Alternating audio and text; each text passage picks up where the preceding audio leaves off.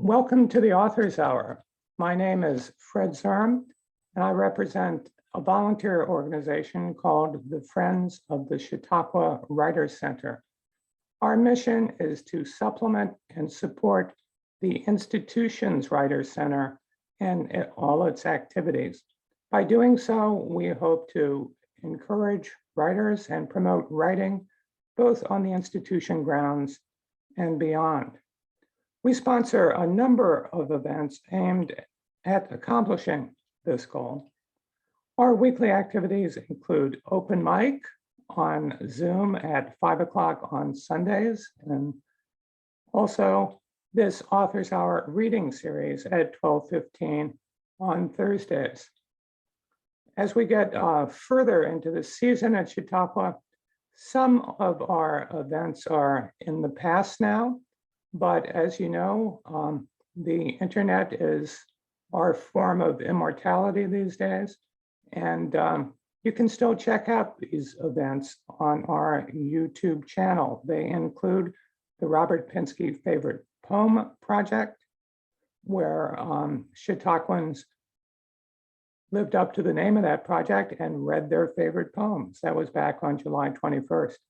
The writing contest has actually closed, but the award ceremony will be on Zoom 12:30 this Sunday. In chat, I'll put a link where you can get to the Friends webpage. And from the webpage, you can find links to things like the Favorite Poem Project, the Zoom link for the awards ceremony, or you can look at past Authors Hours, including ones from last year. You can also find out more information about the Friends, and if you're so inclined, join us and help sponsor these events. I will have some more announcements at halftime, but let's get to the authors and the reason all of you are here. We're going to start with Herb Kaiser. He has an artist statement, an author statement. So I'll be reading in the first person, but it's not me that's saying this. This is my 7th book. The first 6 were wildly eclectic, varying from expose to cookbook to humorous travel guide and one novel. I am the poster child for the concept, do a million different things and you never get to do one thing really right. As Fred Zerm, I'd like to say, Herb is way too modest. He makes marvelous lemon tarts for one thing, and I think you're about to hear some very good writing as well. So please take it away, Herb. I'd be honored to read to you from a memoir I wrote last year, 7 days a week for 10 months. It was written immediately following the strange sudden death of my wife. Suffice to say, in my eyes, he was the most beautiful and spectacular person I had ever known. She was married to one of the wealthiest, most powerful, and meanest men in San Antonio, a constant womanizer, misogynist, and unfaithful husband. Barbara and I had a 3.5-year courtship, during which time I wrote 7,000 pages of letters across a distance of 1,500 miles. These letters were saved by her, and they were written while she was being threatened, tormented, and verbally abused by her husband, almost to the point of a nervous breakdown. With the letters as a roadmap, I wrote this memoir. At the time she passed away last year, we had completed a 40-year marriage of such love, it was almost like a fantasy. We were inseparable. The pain of the loss has been unbearable, and writing the memoir has served as a cathartic to keep me semi-sane. There were approximately 100 poems contained in the letters. I would like to read a few to you. This first one is written about 3 months after our first meeting, and only one of us is in love. The other one is just tormented. The day is cloudy, and like my mind is set in a fog so overbearing, I try to comprehend for what kind of inner peace I feel a desperate yearning. Unashamed and unafraid, I thrust my love out to a warm and tender soul. but years of rejection above the occasional pleasantry take its terrible toll. The depression of losing the only beauty that seems left in a declining life, the loss of my children, never a duty, which sustained the marriage minus a wife. When all is forlorn and you lie in the pit of a cesspool you've dug for yourself alone, not caring to know if a star is lit in the sky or if ever again the sun has shone, then a casual meeting of two lost souls wandering through another day of their lives with no expectations, no plans, no goals, barely thinking of husbands or wives. A spark ignites and something lovely and strange takes hold of their innermost emotion. They run free like cattle on open ranges and thrust out their hearts like waves on the ocean. A glorious and beautiful union of heart and mind and soul takes its shape. A hope emerges that this is a start where pent-up love, being freed, can escape. But there's a fork in the road, to the left or the right, and the choice is so hard after pondering. One fears losing the past as it slips out of sight, but take the opposite path and die wandering. The title is Die Wandering. About 6 months after we met, this poem was written. All of these are in the middle of long letters. 7 days of you beside me, knowing love I've never known, with Cupid's arrow there to guide me, feeling such love my mind was blown. You touched me. Each word that fell from your sweet lips caressed my ears like mothers with child. That working mind which science grips now shimmers like jello by you beguiled. You touched me. Can you but sense the thrill of it? I am uplifted once again. That light blown out is now relit. The greatest joy I've ever known was when you touched me. Each sense was touched, and so I felt the fragrance of love with every sniff. And through your warmth, my heart will melt. Above it all, I wonder if I've touched you. The following was written in Thanksgiving, about 7 months after we met. A reason for giving. I'm here in the delivery room on Thanksgiving morning. The hands on the clock say it's 2:47. And since I have come to help a child with his borning, the cries that you hear come from the Liebersons, Kevin. Now they're quite joyous, as would be suspected. Their second son has all his fingers and toes, the result of 9 months when they love unprotected. That love is now nurtured as it lingers and grows. So today is a day when romantics give thanks for the blessings they share and enjoy with each other, since they know there is no feeling that with loving ranks, they find their contentment by the side of their lover. A very good reason to want to give thanks. About a month later, I wrote, I saw your face and felt your touch as thoughts of you brought for me such a pang to be alongside thee. I cried this afternoon. A package came from you, my love. You cannot know the outcome of the gift you gave, the heart you saved. I cried this afternoon. The face that now I see before me, the glow of which shall always be a gift divine from my sunshine. I cried this afternoon. The joy I get as my eyes view, the love I feel so dear from you, will make me high, and you'll know why. I cried this afternoon. She had sent me, obviously, a photograph of herself. But one of the things that made our relationship so significant and important and so wonderful for her was the fact that I was constantly making her laugh. She was in her mid-40s, she had 4 children, and when she laughed too hard, or if she coughed too hard, or if she exercised too vigorously, she would lose bladder control. And I wrote the poem, Mrs. Strange Pants, or How I Learned to Love Her Bladder. The thought of you that I possess, as in my mind's eye I catch your glance, is how, my dear, you've soiled your dress.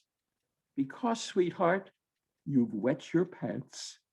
With charm and style and utmost grace, you think not twice to jet to France and go first class, 'cause that's your place, but still would laugh and wet your pants. With sophistication, you move in circles of beautiful people to gain a notch. Long as they don't know about your bladder miracles, you can wet your pants and stain your crotch. Out on the ski slope, I get such pride. With determination, you set your stance, and I know deep down as I'm by your side, on the very next mogul, you'll wet your pants. Sometimes I'm concerned when we can't get together, you seem so impatient and say, I'm getting antsy, but I know that I love you and sometimes wonder whether if you would love me more if I too wet my pantsy. Above all, it's important. You know how much I love you.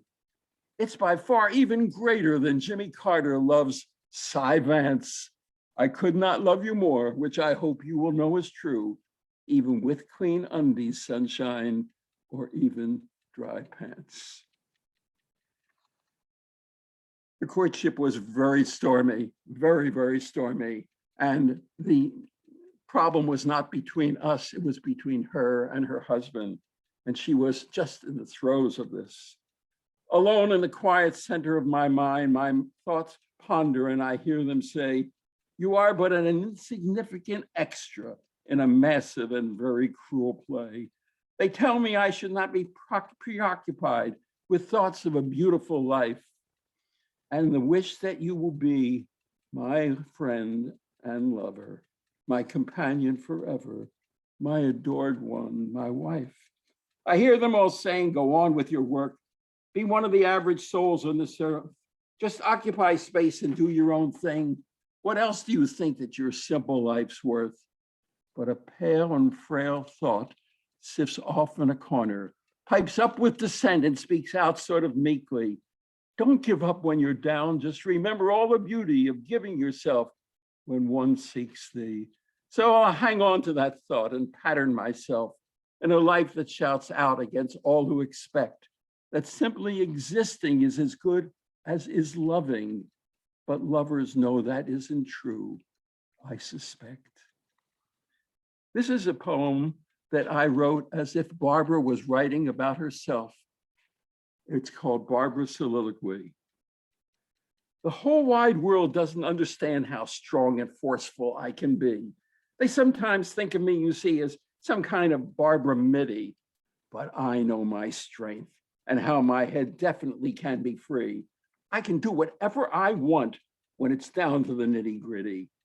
I think I'll just pick myself up and maybe go somewhere. I'll spend a few days and even a week doing my own thing. At least I'm not frightened. In fact, less I couldn't care. Maybe the coast or to New York to my lover, I will wing. I'm capable of traveling anywhere, whenever I want to go. No one holds me down in any way or makes me insecure. What? Mickey called? Yes, I'll go make dinner. Disappearing is a no-no. Do I rationalize to say the disease is easier than a cure? But you've got to understand me and please don't be misled. I really run my own life and do just what I please. I'm out there in this difficult world and I'm really moving ahead. I mean, by leaps and bounds, not just by inches and degrees. It's amazing how I've changed myself and built up my self-esteem. I'm the captain of my ship, you see. What? Mickey called to say the lawn looks bad? What about the roof? And most of all, to guarantee I take care of Matt because he's going out of town. So now you know it's obvious that I'm the boss in charge. From this time on, I won't be pulled. I'm using all my wits. In fact, I am not frightened. Divorce won't loom as large. I'll say with strength and fortitude, this marriage is the pits. As I take each step, I move ahead. And with such simple ease, you wouldn't hardly recognize how I gain back all control. What Mickey called? He's angry? Yes, I'll try to do my best to please. I'll make no waves, and if compelled, I guess I'll sell my soul. So if the picture that I paint appears a little clouded, maybe, my dear, it's just because I'm reaching out to you. to help me through this stage of life, which seems so very crowded with forces trying to destroy my Barbara Mitty view. But maybe with your love, my dear heart, I know we'll never waver. Instead of just the Mitty dreams, I'll really find the power to stand up and assert myself and do myself a favor by reaching for my rainbow when there is a thunder shower. I know that I don't have to prove how special it is, that me, that I can be myself with you, and you will make me feel that Mittyful is pitiful, when realistically I'll see that I can be important in a world with you that's real. I'll strive to find that world of which we're both a part. And then I know forever that my love will grow and grow, because my home of infinite joy resides within your heart. I'll take your hand, my shiny guiney, forever my rainbow. Well, we used to tease each other, and she would say, you can, anytime we make love, you're going to have to pay me 50 cents, which was, of course, just a joke. But the poem was called Dr. Strange Money, or How I Learned to Love the Power of the Purse. She had been threatened by this husband with abject poverty if she went ahead with a divorce. As the hour of poverty comes closer and the moment of deprivation more acute, the thought that I know that just throws her is she's becoming a common destitute. There's no phone, no lights, no water. With no flush, she's allowed just to toot. With no baths, she smells sweet with Estee Lauder, but we'll all know she's a dirty destitute. Thank God she still has her sex symbol as she sits in her 450, so cute. But her gas wouldn't fill half a symbol. In her driveway, she sits a destitute. It's not that she'll be a street walker and be mauled by some big brawny brute, but as a non-credit card clothing stalker using cash, she's just another destitute. 50 cents was her price when one sought her. In that business, she's not so astute. Selling now, she gives 3 for a quarter. It's no wonder she's become destitute. There's one moral in here. What a pity. There's safety only in having your own loot. Instead of selling your soul for security, just for fun, you could be a prostitute. I guess it's the last poem, is at a time when her life is so difficult and so bad, it seems to me that with everything that I write, we are on the verge of ending our relationship. It is hard to remember long and lovely nights of ideas and dreams, of touching hands and lips and mouths that no one else will ever get, of the ecstasy of 2 lovers entwined, no more than that, 2 souls, or rather it is easier or even possible to forget. Is it hard to remember music of every variety made even more lovely as each note was shared, and meals from the simplest to the most exotic where beneath the table 2 hands met, and the utter joy and silly laughter that occurred at some time of the strangest times and some of the lovingest places? Or rather, is it easier or even possible to forget? Is it hard to remember quaint shops and streets of old Quebec and the glorious spectacle of those starry nights, and a day of love as we walked hand in hand while the ocean kissed our feet and made them salty wet, or that grand inspiration of finding a heaven on earth as we literally walk with God through her white snowy peaks? Or rather, is it easier or even possible to forget? Is it hard to remember feeling the tap and soft shake and light kiss and tender sound of it's time to get up, darling, and see that precious cup you crave, and know from the smile on his face there'll be another yet? And you know, but can't quite understand, he's even happier being there than you are drinking. Or rather, is it easier or even possible to forget? Is it hard to remember the plans that opened up the world to you in areas you never challenged before because he believed in you? And the knowledge that someone not only loved you, but liked you and a great respect for you as a person? Or rather, is it easier, even possible to forget? Is it hard all the times when the menial chores are done together and somehow seem like special events? Is it really possible that shopping and cooking and just getting all the slides in order and set could really be so marvelous that just because of the person with you, may you feel wanted and good about yourself? Or rather, is it easier or even possible to forget?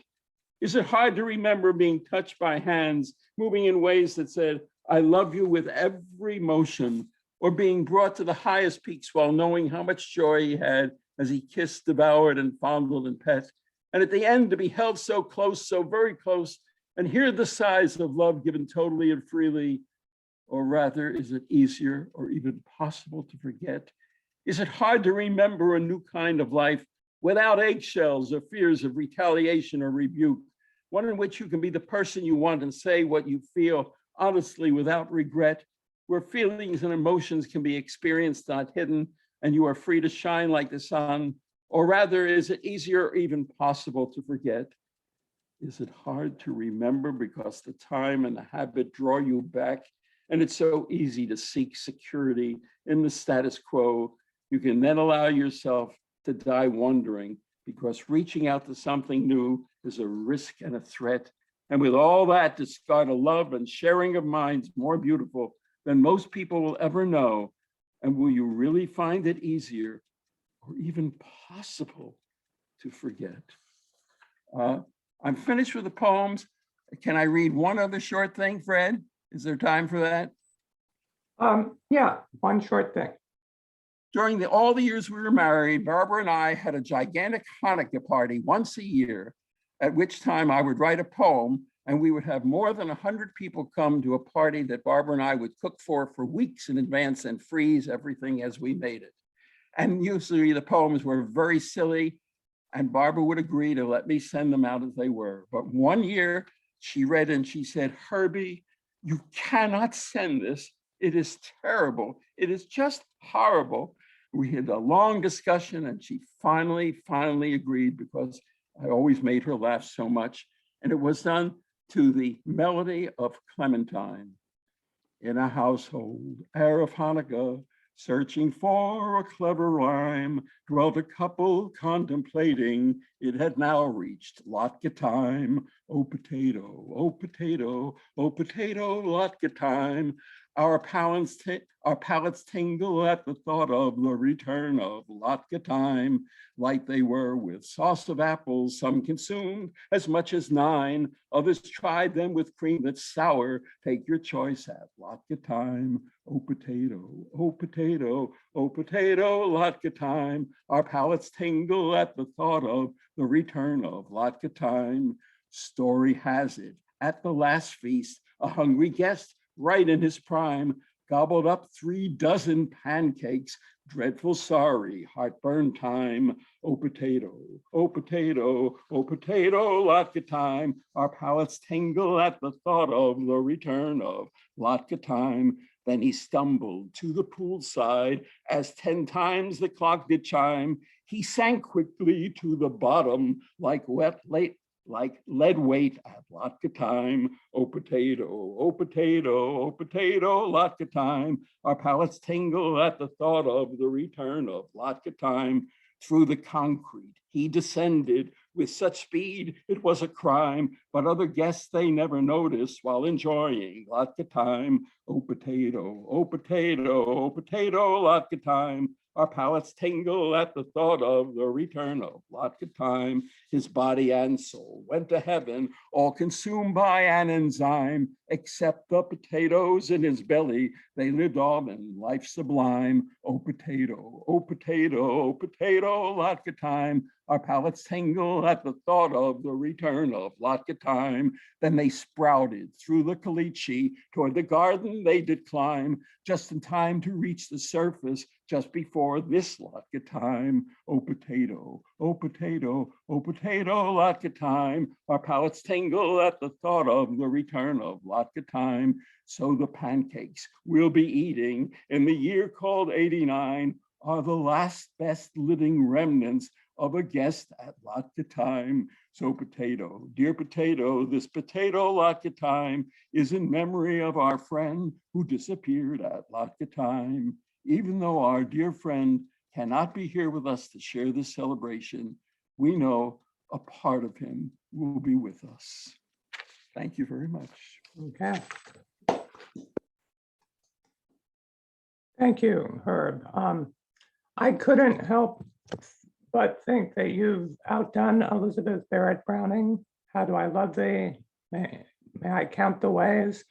I don't think she ever got to bladder control or potato pancakes. So good job. Okay. Herb, just a question. Do you plan on publishing this? I know you have 7 other books you've published, but do you plan on publishing this? It seems that it's going to be very difficult, Fred. In its original form, it was already, when I wrote 835 pages. Barack Obama can publish that. I cut it to 730. I've sent it to an editor who doesn't have an emotional attachment. Maybe he can cut it further. We'll see. Okay. Okay. Well, we'll be on standby. Thank you very much. Just a few more announcements about the literary arts at Chautauqua. One little different rhythm this week. Usually the CLSC, Chautauqua Literary Scientific Circle, author of the week speaks at 3:30. But Steph Shaw, the author of Your House Will Pay, already has a recorded speech on the assembly platform. I'll put that in the chat. So you can hear that virtually, in a couple meanings of the word, virtually anytime. The prose writer of the week, Susanna Feltz, will be speaking on Chautauqua's virtual porch tomorrow at 12:15 about the importance of place in writing. And our sister art form, the theater, will be presenting the one-man show, well, virtually a one-man show, Thurgood, about Thurgood Marshall. I don't have the exact performance times, but you can find that on the Chautauqua website. Now to our second author, and once again, a short and modest biography in the first person, once again. Marjorie Wonner writes, I'm still a farmer's daughter, and he taught me algebra, astronomy, and how to love my neighbor. Everyone should be so fortunate to have a father like that. I would like to say personally, Marjorie's one of the most powerful poets I know, and you're about to be privileged to hear her read some of her poems. Marjorie, please unmute and read some of your poems for us. You're on. Okay.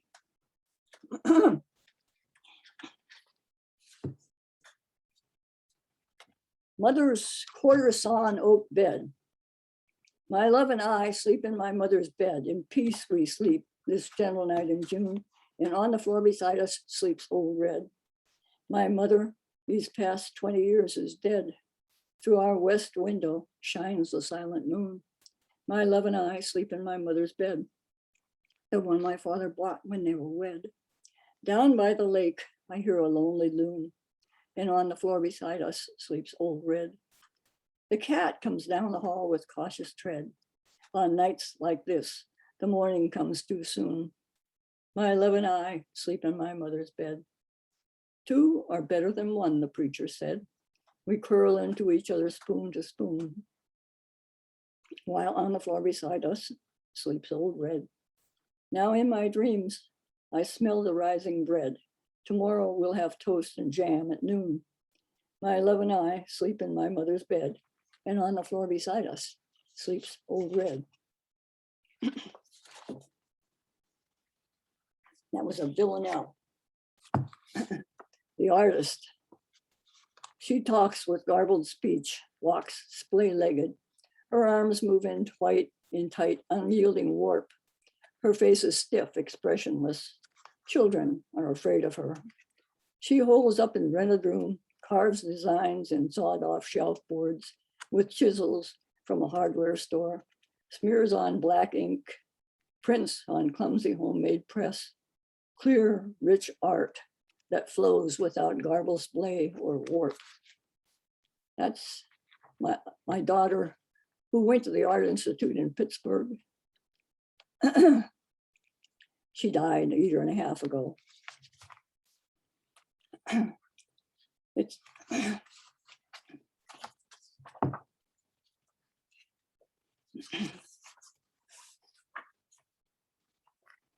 to my husband in the bathtub. Our cat is a Pisces. Her ears prick up when you turn the water on, and when you've peeled down and sprawled naked in the tub. When you've adjusted the tap to a steady drizzle of steam, she comes to me in the kitchen and coaxes until I go, crack the bathroom door and let her through. She lies couchant, like the Sphinx at Giza, on the ledge of your tub, engrossed in the swish of water, the slurp of soap.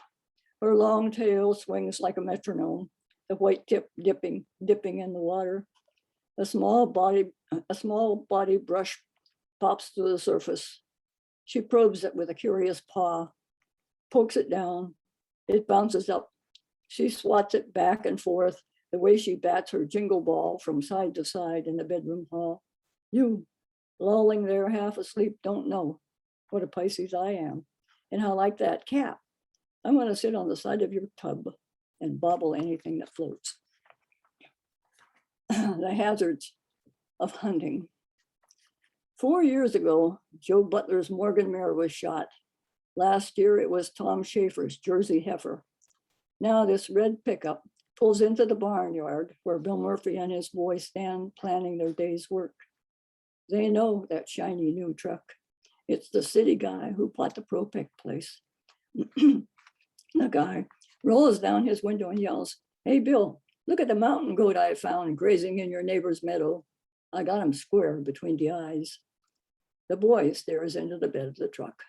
Bill comes over to have a look, and there it is, Sam Porter's blood-soaked billy goat. Bill leans in and mutters to the boy, "Son, some people should never own a gun." I dedicated that to Trayvon Martin. That was quite a while ago. Carolina Dawn. The man who turns the sprinklers on faces east on a distant lawn, does Tai Chi like a Cherokee, paying homage to the morning sun. Spring. 3 girls and a boy in the creek, flipping sticks at water snakes, always a sure sign of spring. The number of boys may vary, but there must be the token girl. The boys showing off, chasing her, laughing at her screams, snake dangling on the fork of a stick. It's all there but the apple tree. And some spring, when they turn 15, they will discover the orchard in full bloom. Farm boy in Korea. Every time he left his camp and walked the road to Taigontu, he passed the house of Mama San. No matter how fast he strode, her ladies swarmed around, one sure to fall in step, strolling by his side, her body bumping his in even stride. Her sing-song question, always the same. "Hi, GI, you want a short time, $2? His answer always the same. "No, thanks, I can't today." She'd say, "Why not, GI? Got a girl back home?" He'd say, "Yeah, I got a girl." "Okay, some other time," she'd say. Then she'd drop back and he'd go on alone. He didn't have any girl back home. He was the same GI who sold his cigarette allotment to the black market guy, then donated his ill-gotten income to the orphanage up the road.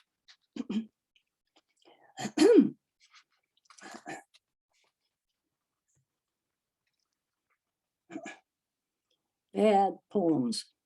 Write 5 bad poems every day, the teacher says. Impossible, I think. Could I let them, even one, live long enough to consume a sheet of precious paper when my old white spouse carries notepads in his pockets to children in Africa who have never had paper?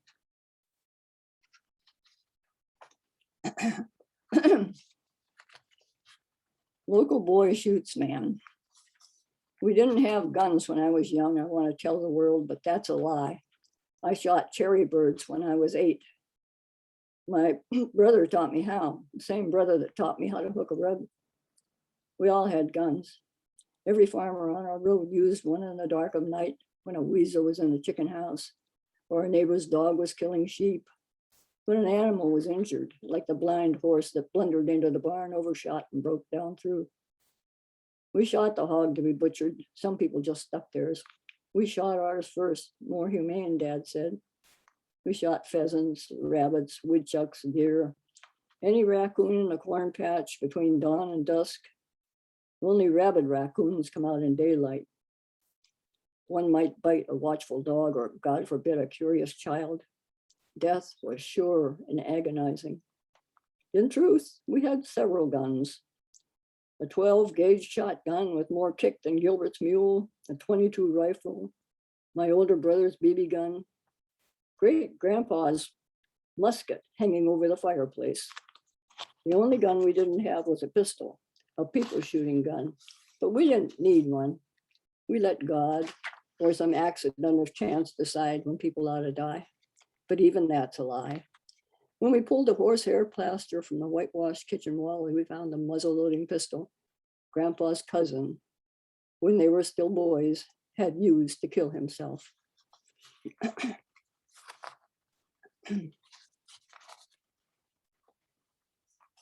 Out of Africa. The movie had been everything he promised.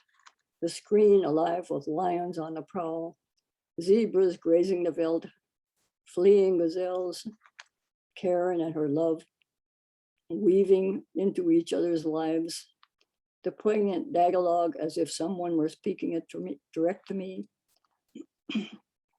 or I was speaking it to someone else. The moments when there were no words at all, and nothing else existed but the two of them. That final scene when he flew off and crashed to death, and she read, "To an athlete dying young," beside his grave. My voice was tear-streaked yet as we sat in a restaurant, the movie melding with my husband's recent death. But I found words to say. Such a somber story made me want a hand to hold. The friend I came with reached his hands across the table. They lay there waiting, strong, calloused hands. But to me, they looked so soft, I yearned to touch them, take their warmth. But I couldn't make mine move. It was a long, long silence.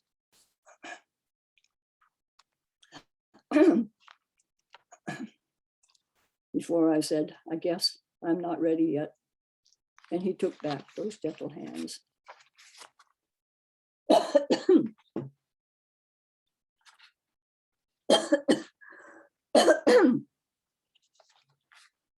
I obviously practiced too many times to kill my throat. November. I want barns full, machinery tarped and pushed back on the long plank floor. Clover and alfalfa in the mouths. Oats in tight panel bins. Corn shocks leaned against the wall. The sheller pulled out beside them. Piles of pumpkins. The warmth of animals wafting up through chutes and cracks. The smell of cows, horses, and sheep. The grunt of pigs. The cluck of chickens scratching in the scaffolds. The soft coo of pigeons in the rafters. I want barns full this time of year. Thank you.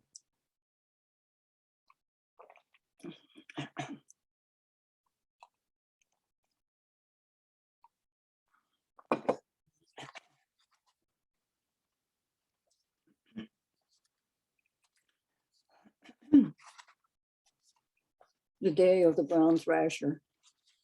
I was back living with Dad, doing chores Mother had done, cooking, not as she did, but enough to keep us fed. Cleaning, washing clothes. I kept Dad's life running as it had for 80 years, plus the 5 before he was big enough to milk a cow. I was churning, butter almost ready. The latch on the back door lifted. Come, Dad said, come and see this beautiful sight. I followed him out past the pump, beyond the barn, down the lane to the half-finished nest in the brush beside the pasture gate. She swung down, wings rusty red, a slender bird, strands of witch black horsetail streaming from her beak. First brown thrasher I'd ever seen. I stand beside Dad's open casket, statuary head and foot, soft lights, amazing grace in the background. 5 years I mothered my dad, who went to the barn at midnight to milk cows. We had already auctioned off. That brown thrasher still swoops low, black horsetail in her beak, and Dad still bids me, come and see this beautiful sight. At the Lutheran home, beyond his window pane, 3 half-grown alley cats dig in the gravel dirt. Then 7 noisy boys play kick the can in the parking lot, while Dad sits waiting in his room with the other old man, who also doesn't know what day it is, the nurse's name, and why he can't go home.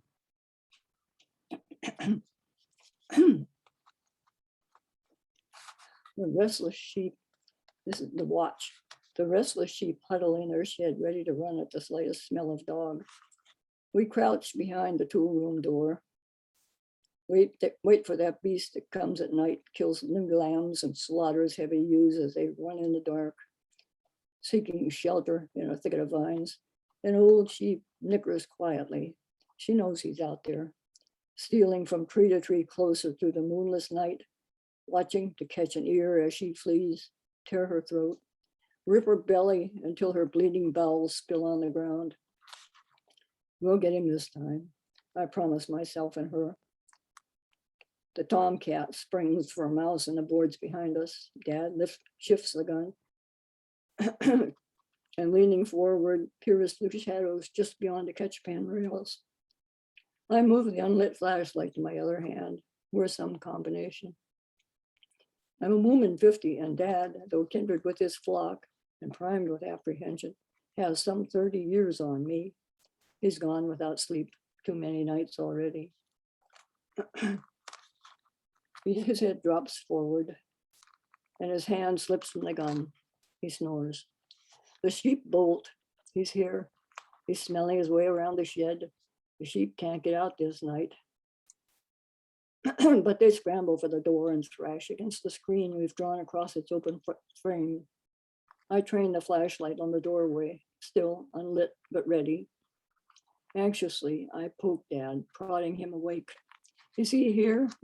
Still half asleep, he speaks out loud. I nod, but he can't see. Is he here? He asks again. Yes, I whisper hoarsely. The dog flashes around the corner and off across the pasture. The husky tail curved high rides on the wind. Why, you despicable half-breed wolf, I mutter. We wait a little longer. Rain starts pounding on the roof. We gather our things, blankets, flashlight, gun. I take Dad's arm and lead him through the darkness to the house. The dog will be back tomorrow night and every night until we shoot him dead. But tonight we've missed our chance and one more night's warm sleep. I could have shot him if I had the gun, I told Dad. I would have got him, sure. Maybe, Dad says, but that's my job. He stumbles around his collie, sleeping by the stove. Poor Trix, he sighs, too old to be of much use anymore. He bends and pats her deaf old head and drags bone tired to his bed. I go as weary to mine. It's an hour yet till dawn. Adam and Eve, a pair of harlequin snakes, let's call them Adam and Eve, crawl along the cellar sill, working their scaly lengths over old green insulators, knocking them one by one to the dusty floor, while they, Adam and Eve, remain a single entwined creature with 2 long, thin necks and beady-eyed heads rising from their one conjoined body.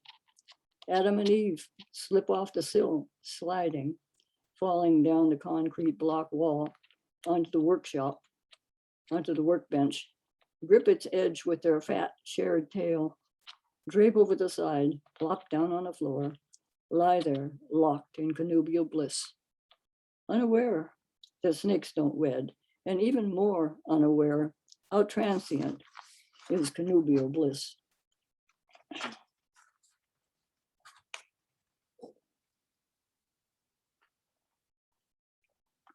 Here's another one about my dad. No, it's about my brother. Too soon, he died. We always hear when anybody dies.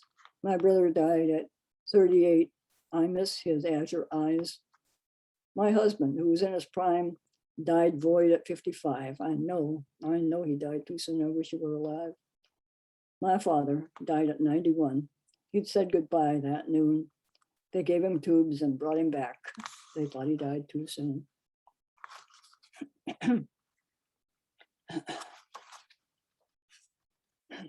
Baby in a bathtub.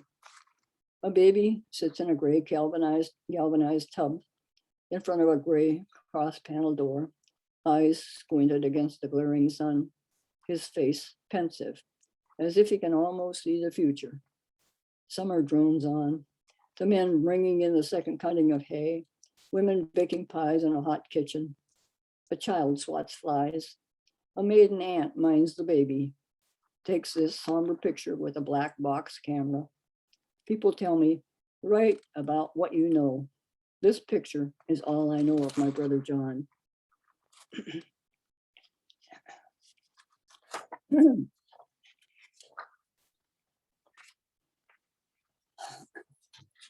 We had a school shooting in our school years ago,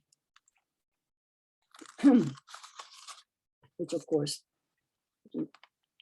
just discombobulated the whole school system and the family and the child who's gone to detention for the rest of his life. One old farmer's solution to juvenile crime: give a boy a shovel, let him pitch manure.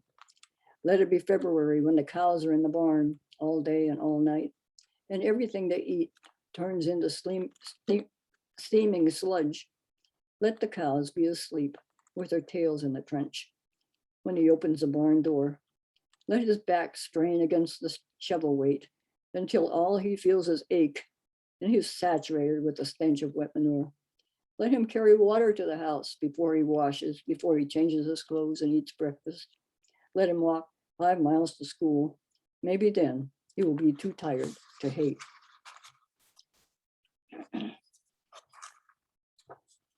My big brother taught me how to milk old Bessie, how to harness Polly and Dick and scuffle a field, how to till an oak from an ash, a soft maple from a hard maple, how to pull a crosscut saw and stack firewood.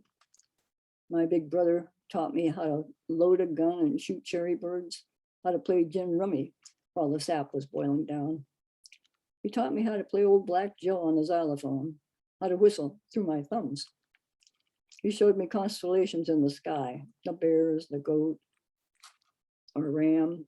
He taught me how to bake banana bread and hook a rug.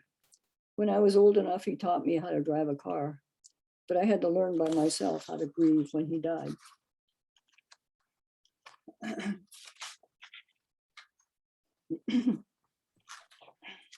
Marjorie, if this could be the last poem, This will be the last poem. good. If I stop shutting every door, will you stop letting them flap in the wind? If I stop keeping one sink empty, will you stop filling them both? Will you quit complaining about my sitcoms? If I quit grumbling about your cooking shows? If I do things more quietly that you forget to do, will you stop saying you embarrass me? Will you make time to work with me at home if I make time to go to all your social flings? If I don't speak to you in questions, will you listen when I give you answers? If I care about your sore toe today, will you care how I pay bills 10 years from now? That's it.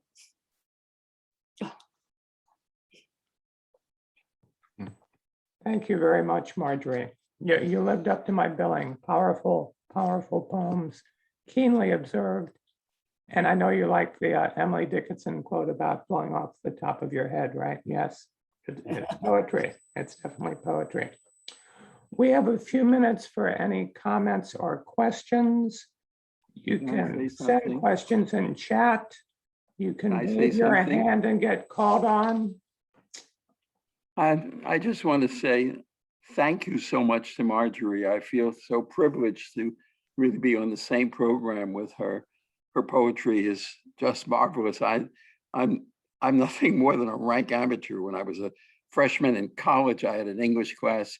I was a dumb kid, and the professor said at the end of the year, Kaiser, what do you expect to do with yourself? And I said, I don't know.